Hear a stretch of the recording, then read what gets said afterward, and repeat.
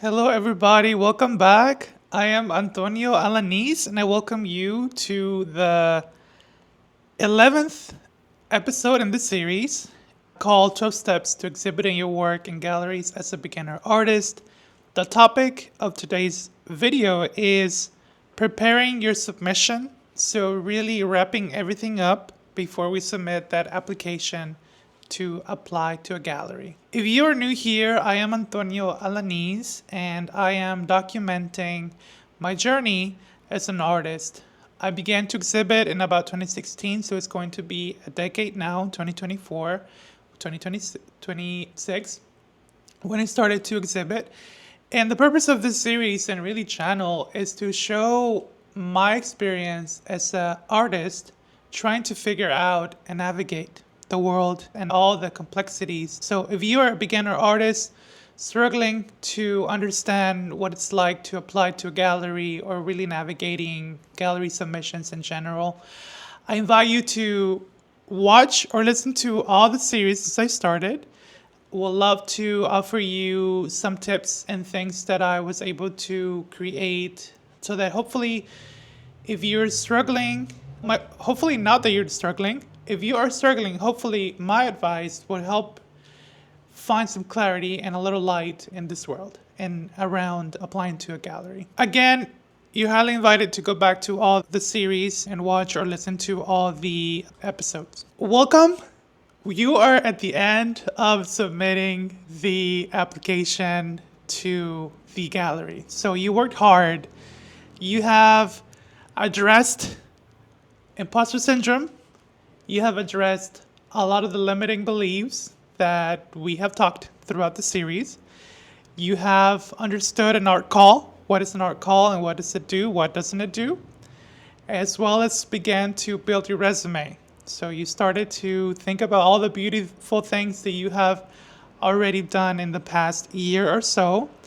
And you have began to have a body of work and you have started or continued to document your body of work in a catalog or starting to build a portfolio. And also you started to take pictures of yourself. So your headshot is there. And you've started to create an artist statement. You have started to do an artist bio. And you have learned about, or at least had an introduction to gallery fees and also how pricing your work works. So, welcome to this final part of submitting your work. I will tell you more about what you need to do. You should have everything ready. Everything has already been done. If you haven't done a specific part of submitting or rather preparing to submit, make sure you go back to that. The videos or the podcast links are available for you so you can take each step one step at a time and make sure that you continue to work on those until you have something ready. So by now, my goal would be to have everything ready, including my artist CV, everything up to date, polished, making sure that everything that I have done the past year is included. If you haven't had the chance to do that, please take a few hours to do that as well. Your portfolio should be almost ready to be presented, even if it's just a couple of images that you want to submit. Make sure that you have well lit pictures, you have their description, you have their titles, you have their dimensions, and everything else that you're ready to submit as well. And again, artist statements and artist bios are ready to go. You've probably done the first draft or even the beginning brainstorming sessions. Make sure that you continue to polish and update those as you go before sending them. And even after sending them, make a goal every 6 months or a year, updating your artist statement or your artist bios. So now it's time for you to start researching galleries. If you haven't already done that, or if you already have an application ready, make sure you understand their mission, their vision, what kinds of exhibitions they've done in the past, and how you can continue to work and amplify their message if that's something they want to do. Most likely they do want that. One of my biggest things is to read the application fully. I cannot stress this enough. Make sure that you read every single thing as clearly and as attentively as possible.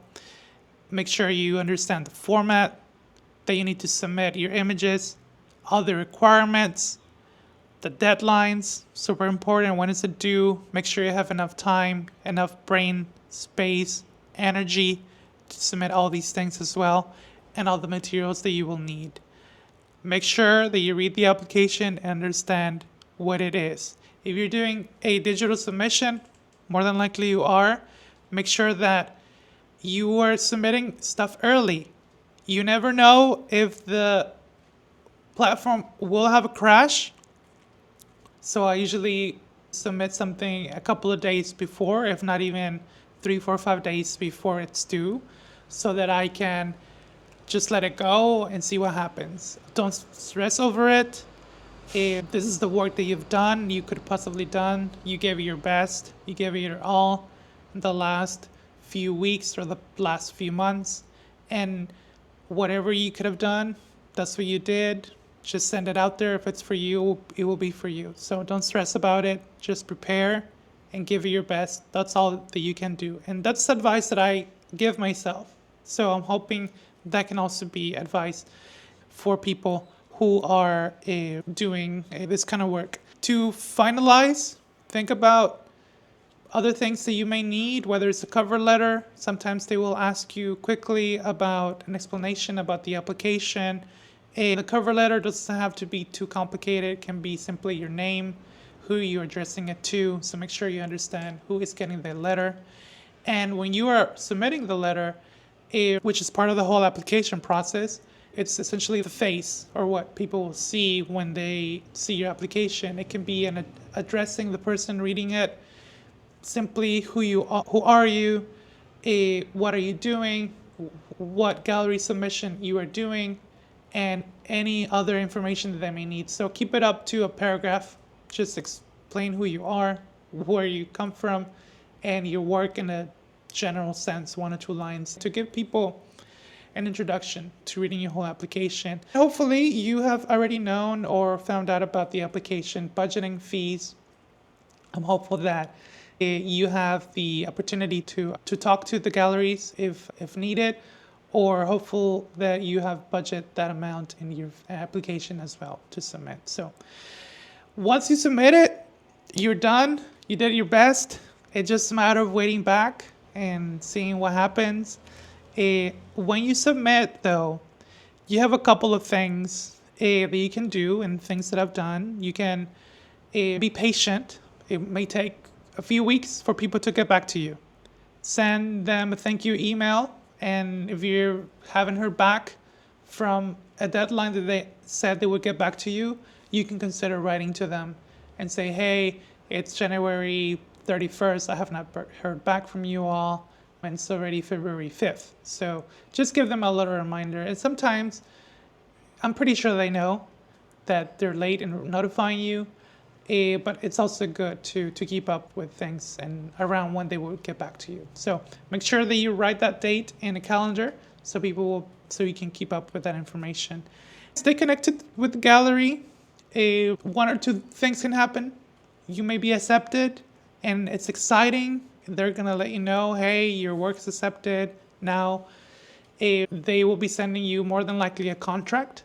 So giving you a little bit of a preview of what can happen. They will send you a letter with the things that they will require from you, a more formal way that you accept.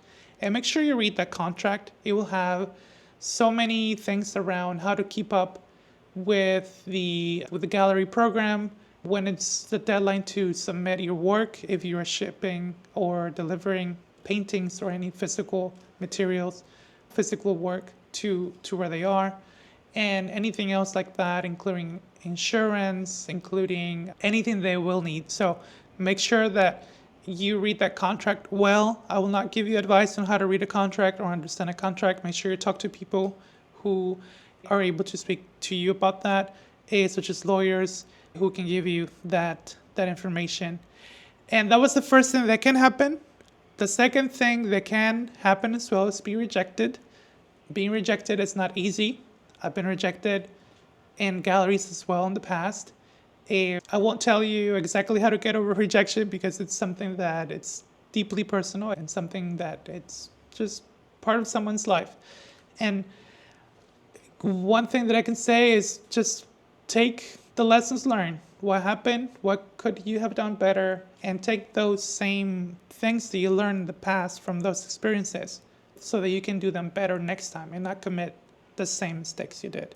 So make sure you do that and be aware about rejections. Final thoughts on this episode: be organized as much as you can. Have calendar dates, have folders, have everything as much organized as possible so that you can send it, and also be patient. Trust in the artistic journey. This journey takes a long time, takes a lot of time for you to build. It takes a lot of time for you to feel comfortable. That's all that I can say around submitting.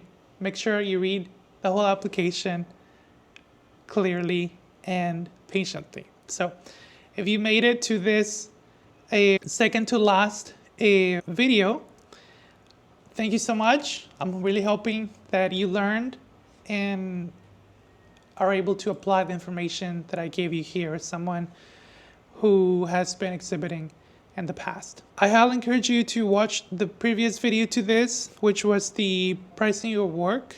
You can go back in the series and watch that or listen to that episode. Or I encourage you to watch or listen to the final episode in the series, which is really networking and building relationships as an artist when exhibiting your work as a beginner artist. So my name is Antonio Alanis. Thank you so much for staying here, and I will see you next time. Have a great rest of your day.